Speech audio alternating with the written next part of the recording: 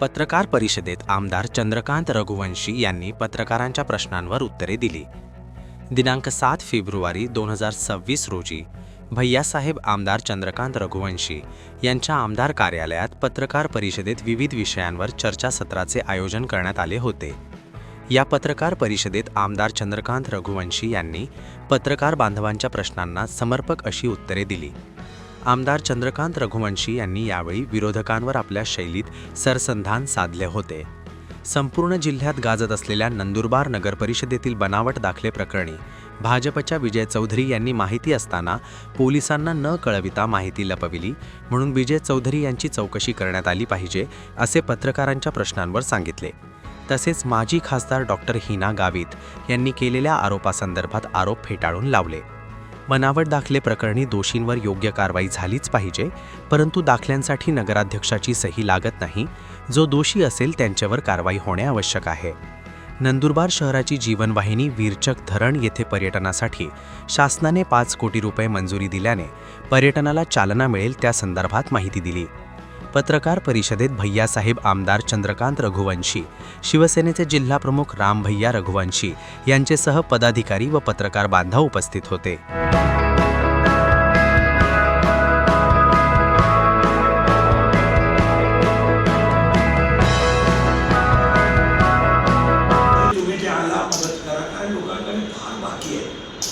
मागच्या वर्षी बी सुद्धा 49% वर वसूल नव्हतं, त्याच्या अगोदर 29% वसूल होतं। आज नगरपालिकेमध्ये तुम्ही जरी लिहिलं की इथे कचरा पडलेला आहे तरी तो कचरा उठलेला पैसे देईल।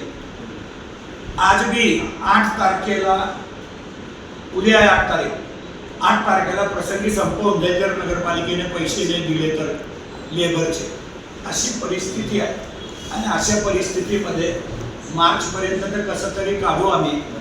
मार्च नंतर नक्की आर्थिक परिस्थिती बी सुधरेल असं मला वाटतं। आणि माझा थोडा अभ्यास आहे की जेव्हा जेव्हा माझी पत्नी नगराध्यक्ष झालेली तेव्हा तेव्हा नगरपालिकेला कळकी लागलेली नाही, हा माझा अनुभव आहे आतापर्यंतचा। तुम्ही त्या 17-20 वर्षाचे जर बजेट पाहिले तर प्रत्येक बजेट शिल्की आहे। आणि आज बी मी सांगतो दाव्याने की पुढचे 5 वर्ष बी नंदुरबार नगरपालिकेला पैसे शिल्लकच राहतील असं नियोजन आम्ही करतो। आमचं नियोजन बी तसंच आहे। आम्ही पाणीपट्टी वाढवली आहे, 1250 रुपये पाणीपट्टी केली। आम्ही स्वतःहूनच प्रेस नोट काढली। आम्ही 250 स्क्वेअर फूटचे घरांना प्रॉपर्टी टॅक्स माफ केलंय। हे 2 निर्णय स्टँडिंग समितीने शिफारस करून जीबीला पाठवले आणि जनरल बॉडी 28 तारखेला आहे, त्याच्यात तिला मान्यता दिली। आता विरोधी पक्षाचं ते कामच आहे। आम्ही जाहीर केलं 250 स्क्वेअर फुटाचं, तर ते म्हणतील 500 स्क्वेअर फुटापर्यंत करा, आणि दुसरं ते म्हणतील पाणीपट्टीची वाढ करू नका। हे त्यांचं काम आहे, ते त्यांच्या लेवलला बरोबर आहे, आम्ही आमच्या जबाबदारीला बरोबर आहोत। आणि पाणीपट्टी 1800 ते 2000 करावी असं डिपार्टमेंटचं मत असताना 2010 पासून आजपर्यंत आपण पाणीपट्टी वाढवलेली नव्हती, म्हणून मी फक्त 244 रुपये वाढवली। 244 रुपये म्हणजे भारतीय जनता पक्षाच्या भाषेत जर म्हणायचं राहिलं तर 66 पैसे दिवसाला वाढले। याच्यावर पाणीपट्टी वाढली नाही। आणि जो भरतो तो कधीच त्याचा विचार करत नाही, देतात लोक, एवढं लोकांनाही कळतं। तर या सगळ्या गोष्टींमध्ये आता आम्ही काम करत आहोत। आपणही आम्हाला सहकार्य आतापर्यंत करत आलेला आहात। करून टाकले होते, त्याच्यानंतर आपण माननीय एकनाथ शिंदे साहेबांनाही मी भेटलो। नंदुरबार नगरपालिकेच्या निवडणुकीच्या वेळेला त्यांनी परत आपल्याला 10 कोटी दिले, त्याच्या अगोदर 20 कोटी दिले होते। 10 कोटी रुपये धडगावच्या पाणी पुरवठ्यासाठी दिले। आणि आता जे महत्वाचे रस्ते आहेत, ज्या रस्त्यांचे काम 50% वर झालेले आहेत, ते सगळे रस्ते 31 मार्च पर्यंत पूर्ण करून टाकले। 31 मार्च पर्यंत सरकार मागेल तेवढे पैसे द्यायला तयार आहे प्रकल्पाच्या प्रमाणे। त्याच्या संदर्भात माझं नियोजन आहे। एक रस्ता आहे प्रकाशा रोड ते तळोजा रोड, विजय चौधरींच्या घराच्या समोरचा, त्या रस्ता 100% पूर्ण होऊन जाईल। दुसरा रस्ता आहे कृषी महाविद्यालयापासून तर विजी पेट्रोल पंप, वेळू अप्पाचा पेट्रोल पंपापर्यंत, तशी ट्रॅफिक डायव्हर्ट होत जाईल, म्हणजे धुळे चौफुलीवर ट्रॅफिक येणार नाही. तो रस्ताही 31 मार्चला पूर्ण होऊन जाईल. असे काही रस्ते आहेत जे पूर्ण होतील. आणि एखाद दुसरा रस्ता असा आहे की ज्याला अडचण आहे तर त्याला वगळायचं आहे आणि त्याच्याऐवजी दुसरा रस्ता त्यांच्याकडनं शासनाकडनं मंजूर करून आणायचा यावा. शिवसेनेचे 2 आमदार आहेत, एक विधान परिषदचा एक विधानसभेचा. शिवसेनेचेच पालकमंत्री नेमावा या नंदुरबार जिल्ह्यामध्ये, तर झपाट्याने अजून विकास होईल, वेळेवरती निधी खर्च होईल आणि शिवसेना स्टाईलनेच कामं बी होतील. निवडणुकीमध्ये नंदुरबार शहरातल्या सर्व लहान विद्यार्थ्यांना, म्हणजे 12वी पर्यंतच्या 1ली ते 12वी सर्व विद्यार्थ्यांना पावभाजी व आईस्क्रीमची पार्टी देणार असं जाहीर केलं होतं. 9 तारखेला ती आपण प्रत्येक शाळेमध्ये देत आहोत. 9 वाले 2 फेस केले आपण, पण कारण एकदम 40,000 विद्यार्थ्यांसाठी पावभाजी बनवणं हे करणं थोडा अडचणीचा विषय होता. म्हणून अर्ध्या विद्यार्थ्यांना 9 तारखेला देतोय, अर्ध्या विद्यार्थ्यांना 10 तारखेला देतोय. पण 9 तारखेला योगायोगाने माझे नेते आदरणीय एकनाथ शिंदे साहेबांचा वाढदिवस असल्याने त्याच दिवसाचा औचित्य साधून आम्ही 9 तारखेला नंदुरबार शहरातल्या साधारणतः 20,000 विद्यार्थ्यांना पावभाजीची पार्टी देणार आहोत. आपणही त्याचा लाभ घ्यावा अशी. गंगापूर धरणावर तुमच्यापैकी कोणी जर गेलं असेल तर अत्यंत चांगलं नियोजन तिथं झालं आहे. त्याच धर्तीवरती मी माझा स्वतःचा बी भलाही अतिक्रमणामध्ये असेल बंगला तिथं आहे, त्याच्यामुळे मला लोकांचं माहिती आहे. दर शनिवार रविवारी फार मोठ्या संख्येने नंदुरबार शहराचे लोक त्या ठिकाणी जातात, परिवारासह जातात आणि त्यांना बिचाऱ्यांना बसायला बाकडासुद्धा तिथे नाही आहे, पण तरी लोक जातात. त्या ठिकाणी एक चांगलं पर्यटन स्थळ निर्माण व्हावं याच्यासाठी माझा सरकारला, राज्य सरकारला प्रस्ताव होता. माझा प्रस्ताव साधारणतः 20 कोटीचा आहे. पण माझे मित्र आदरणीय शंभूराज देसाई हे मंत्री असल्याने त्यांना फक्त 5 कोटीपर्यंतचे अधिकार होते. म्हणून त्यांनी मला सांगितलं की भैया आपण तुकडे करू आणि एक फेज पहिला फेज मंजूर करून देतो, तेवढं तुम्ही काम करा. मी दुसरा फेज मंजूर करून देईल. तर पहिल्या फेजमध्ये बोट क्लब, थोडंसं गार्डन असं सगळं करायचा आमचा विचार आहे. प्लॅन करायला दिला आहे. प्लॅन आज उद्यामध्ये येऊन जाईल. त्याच्यानंतर मी साईड व्हिजिट करणार आहे विरचक धरणावर आणि नंतर टेंडरची प्रक्रिया सुरू होईल. पश्चाताप केला नाही केला, कारण डिपार्टमेंटचा शिपाई, डिपार्टमेंटचा कारकून काय करेल त्याच्यासाठी जर मंत्र्याला दोष देणार असाल, मंत्र्याच्या सह्या असून बी काही झालं नाही तर इथं तर नगराध्यक्षाची सही लागतच नाही. सीओची डिजिटल सिग्नेचर आहे. सीओच्या डिजिटल सिग्नेचरनेच जन्म दाखला आणि हे मिळतात. लग्नाचे सर्टिफिकेट सुद्धा त्यांच्या सहीने मिळतात. पदाधिकाऱ्यांपर्यंत येत नाही. त्याच्यापासून निधी आलेला नाही. सर्वच महाराष्ट्राच्या नगरपालिकेंना 15व्या वित्त आयोगाचा पैसा आलेला नाही. मी मध्यंतरी माहिती घेतली होती. त्याचं एकमेव कारण होतं की लोकप्रतिनिधींची सत्ता नव्हती, म्हणून केंद्र सरकारने नियम केला होता की बॉडी अस्तित्वात येईल तेव्हाच पाठवू.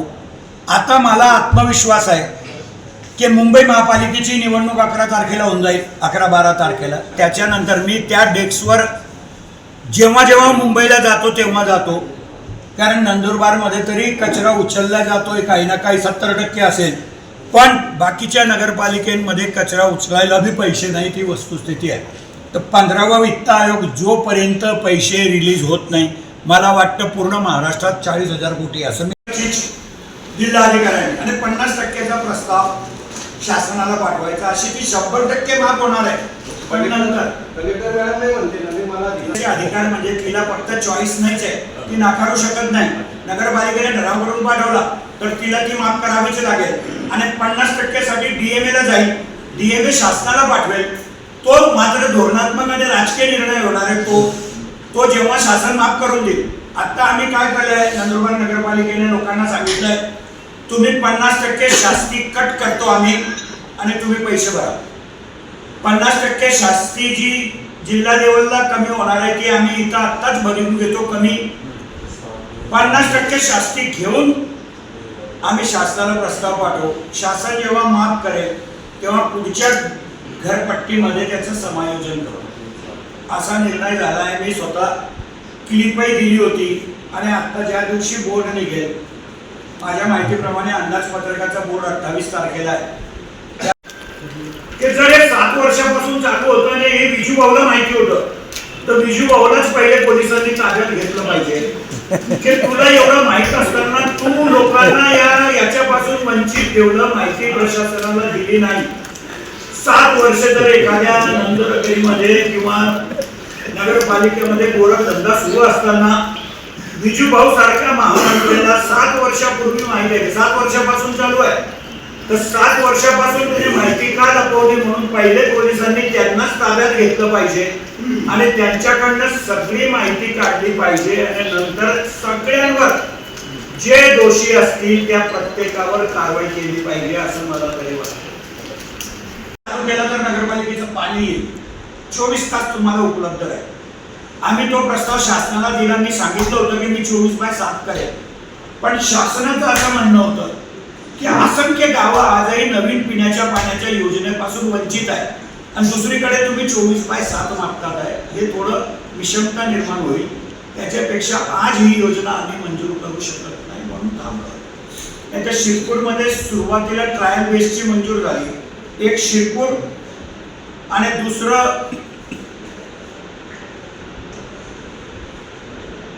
शिरपूरला कारण मी ऑब्जेक्शन घेतलं होतं की तुम्ही सर्व ग्रामपंचायतींच्या तिथे कशाला करतात. 2200 हेक्टर जमीन बी ओलिका खाली आहे.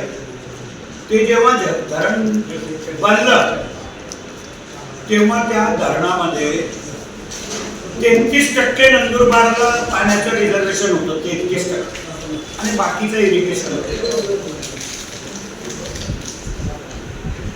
त्याच्याबद्दल बोललो. जामियाचा जो बी तपास करतात आहे तेच सगळं विजूभाऊ बोलतो. तर विजूभाऊच्या अंडरमध्ये तपास सुरू आहे का तपास अधिकारी विजूभाऊला ब्रीफ करतो एसपीच्या बदले हे मला माहित नाही. आणि याची खरंच चौकशी एसपी साहेबांनी केली पाहिजे की एवढी इतबू माहिती खाजगी माणसांना कशी मिळते. किरीट सोमय्या आले तिथं, मग पुढे काय झालं. किरीट सोमय्या मालेगावला आले, काय झालं, 4 बी दाखले निघाले नाही मालेगावला. पण एकंदरीत हे जे बी प्रकार आहे फक्त केले ते मुसलमानांनीच केले असं नाहीये. एखाद्या माणसाने चूक केली याचा अर्थ ती एका जातीवरती नका घेऊन जाऊ. त्याच्यामध्ये कोणी बी असेल त्याच्यावर शासन व्हायलाच पाहिजे. सर याच्या पालिकेचे मुलांना पावभाजीची पार्टी देण्याचा निर्णय आपण सगळा प्लॅनिंग केला आहे. माझी विनंती आहे, असं मला वाटत नाही महाराष्ट्रात कुठल्या शहरात होत असेल.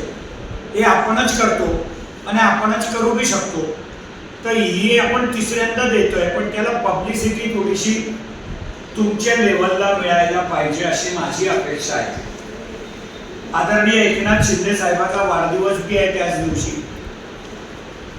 दुर्दैवानं दुर्दैवी घटना घडलेली आहे अजितदादाची, पण तरी सुद्धा आता एकदा तो बी विषय, कारण मग मी परत 13 तारखेपासून मैयरच्या देवीला भोपाळला जाणार आहे. 23 पासून अधिवेशन चालू होणार आहे, मग ते राहूनच जाईल एकदाच.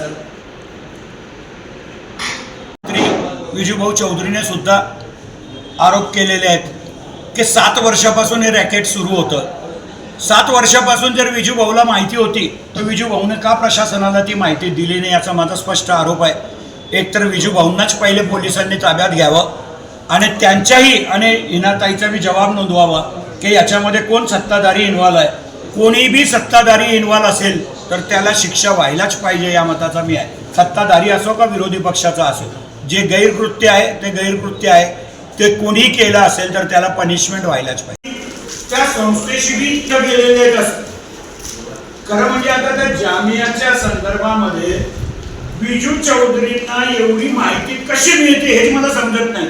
अंडरमध्ये असेल किंवा ते स्वतः तपास अधिकारी असतील, एसपीने त्याची बी चौकशी केली पाहिजे. कारण इत्तमभू माहिती विजूभाऊ असं बोलत होते की जसं त्यांच्याकडे प्रूफ आहे. अशा जर जामियाच्या माहिती सगळी विजूभाऊकडे असेल तर कोणता तपास अधिकारी विजूभाऊला ब्रीफिंग करतो. कारण खाजगी माणसाला ब्रीफिंग करणं हे चुकीचं आहे. कोणता अधिकारी याची चौकशी एसपीने केली पाहिजे. कोण अधिकारी त्याला ब्रीफिंग करत आहे का तपास अधिकारी विजूभाऊ आहेत.